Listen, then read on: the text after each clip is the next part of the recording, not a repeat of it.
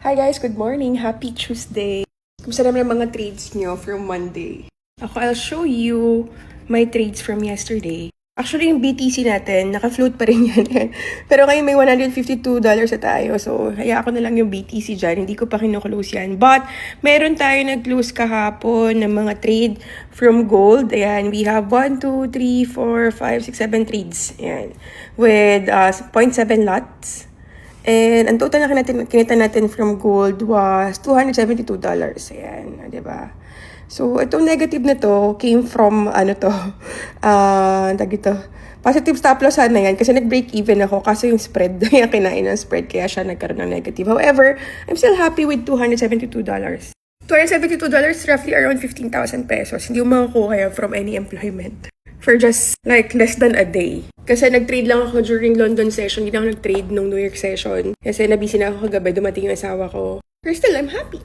And then yung swing setup naman natin from gold that trade natin last week. This one naman, nasa almost more than 800 pips na running. And we're really eyeing na iakyat niya pa hanggang dito. Pero potentially baka hanggang dito na lang yan. Hindi niya naabutin yun if ever lang. Tapos babagsak na siya ulit. Pero kung makikita nyo, gold has been bullish. Like for how many days? 1, 2, 3, 4 days na siyang bullish. From the time na bumagsak siya. Market move. Kung bakit umakit pa ng umakit yung gold. So, the market was focused last week about sa mga trabaho. Kasi, syempre, malaki din ang impact ng mga trabaho ng mga tao sa US. Kasi pag mas marami na generate ng mga bagong trabaho, ibig sabihin, nagbuboost yung economy. So, this week, it will be shifting to the inflation and Fed sentiments. Kasi after soft NFP, na bumagsak siya from 206 to 175. Right now, the market is leaning more into dovish sentiments. Ano ba yung dovish? Dovish is more like accommodative. This means the Fed wants to support the economy by cutting a rate. However, yung currency ng US dollar, syempre mag-weaken siya. Kasi kapag nagbaba ng rate si Fed, hindi na ganun ka-enticing sa mga investors na mag-invest sa US dollar. Kasi mababa yung value niya di ba? Mababa yung interest rate. However, this will also boost the economy because yung mga kumpanya, enticing naman for them na mag-loan.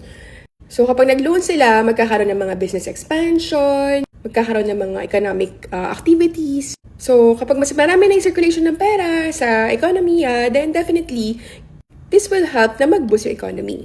Kaya grabe din yung pressure sa Fed na mag-cut na ng rate. But I think, sabi nila, hindi pa daw this September mangyari, sa November pa daw. So, if ever mangyari yon, we can focus sa mga assets like mga stocks. Kasi syempre sila yung mas mabuboost yung mga kumpanya nila It will fuel growth sa mga companies na yon. So, sa mga nag-trade ng US 30, S&P 500, Nasdaq 100, ayan. So, yun yung dovish. So, kung naririnig ko rin yung hawkish, yun naman mas aggressive. Ang goal naman doon ng Fed is magtaas ng rate. Siyempre, pag nataas ng rate, yung Fed, mas enticing yun sa mga investors na mag-invest sa USD. So, yung demand for US dollar, tataas siya, akit siya. Ang goal naman ng Fed dito kapag hawkish is labanan ng inflation. Yan. Pero syempre, if you're trading stocks naman, then definitely babagsak yan. Kasi syempre, medyo mas mahal na expensive na for them mag-borrow or mag-loan. Enticing nga siya for investors. So I think yun yung mga major market mover na nangyayari ngayon. So if we will be checking DXY, which is ito, ang galaw ng US dollar. So, ito yung sa US dollar. Ayan. Mapapansin nyo, it has been downward for how many months, di ba? And ang DXY po, yan, DXY is inversely correlated yan ng gold. So, pwede nyo maging basis din itong DXY when you trade gold kasi nga inversely correlated sila. Kung ano ang galaw ng DXY, kabaligtaran ng galaw ng gold. Ganon. So, i-observe nyo na lang siya. Not all the time kasi there are times na iba talaga yung galaw ng gold kasi iba yung toyo niya. This Asian session, wala pa ako nakikita opportunity. But later, siguro pag-break natin after natin mag-G. Mag-G naman tayo guys. Sama ko ulit kayo. Pangalawang araw ko na kayo nakakasama. Ready na tayo sa gym. And for my outfit today,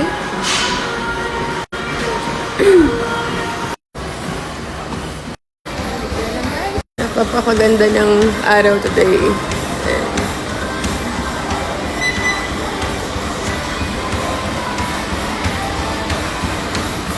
ko lang din sa inyo quickly yung Bible verse na binasa ko by the time na nagising ako, guys. Kasi pinapractice ko na iwasan na mag-phone by the time na pagising ko, iniiwasan ko talaga yung phone ko. So, ang ginagawa ko, instead of like reading comments, mga messages sa phone ko, ang ginagawa ko is babasa ko ng Bible. So, ang message sa akin ni Lord today is from the book of Jeremiah, chapter 29, verse 11. Sabi ni Lord dito, "For I know the plans for you.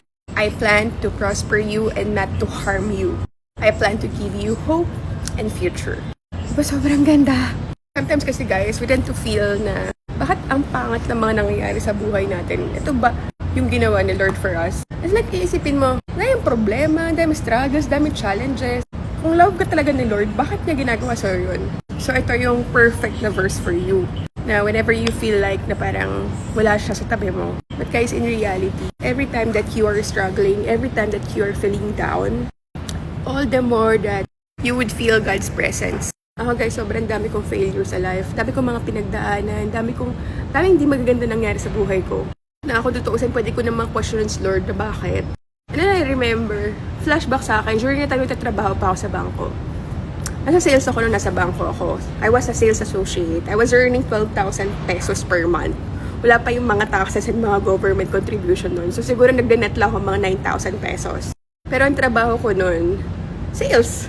Like, mapping. Kung may idea kayo sa pagmamapping door to door, like kumakatok kayo, pinto per pinto per pinto, building per building per building. Kasi lalakarin nyo, susuyurin nyo. Kasi wala pang pandemic nung time na yun. Nakaka-frustrate eh. Nakaka-frustrate na you're being rejected like for a day. Imagine mo ilang rejections yung marireceive mo. Tapos wala man lang mag-open ng account sa'yo. Account opening during that time was only 500 pesos. Tsatsagain ko pa yung lalakarin ko pa sa kabilang building yon para lang mapa-open kita ng 500 pesos na worth na savings. Day 1 ko, walang nag-open. Day 2, walang nag-open. Day 3, walang nag-open. Pero kinakausap ko sa isang araw, 10 hanggang 20 na katao. Imagine nyo being rejected 10 times, 20 times in a day. Ang sakit nun Pero one thing I've learned, ito, napanood ko from Bo Sanchez na you're not being rejected. The only people who can reject you are your family. But if it's just stranger, people you do not know, they're just merely refusing you. Refusal and rejection are totally different. Ay, kay Bo Sanchez ba? Ay, kay Francis Kong pala. Pero kasi mag-iiba yung perspective mo about rejection. If yung mind mo, in-convince mo siya na, ay hindi, I'm just being refused. Siguro kailangan may gawin lang ako na better tomorrow. Baka wala siya lang susumod today, kaya ako na-refuse today. But it's not rejection. And then after a month of being rejected every single day, or being refused every single day, there was one client na nag-open sa akin. Nasa isang building lang yon na kinatok ko. Tapos, guys, nag-open ng account. Alam niyo kung magkano? 100 million. 100 million. So parang, yung target ko for 1 year, tapos na! Diba? So, imagine niyo yun. I was rejected 100 times. Pero isang client ko pa lang. Tapos na agad yung target ko. So, imagine niyo, siguro ko nag-stop ako during the time na refuse ako after 20 times, after 30 times. Siguro kung huminto ako noon, hindi ko nahanap tong client na to na magbibigay sa akin ng 100 million deposit. Same with other things in my life. Every time na I feel refused, being criticized, pulled down, iniisip ko, isa lang to sa mga client sa isang building na nirefuse ako. Pero one day, I will be able to find that one client, one business. Alam kong babago ng buhay ko. Kasi alam mo, natutunan ko from those refusals, persistency.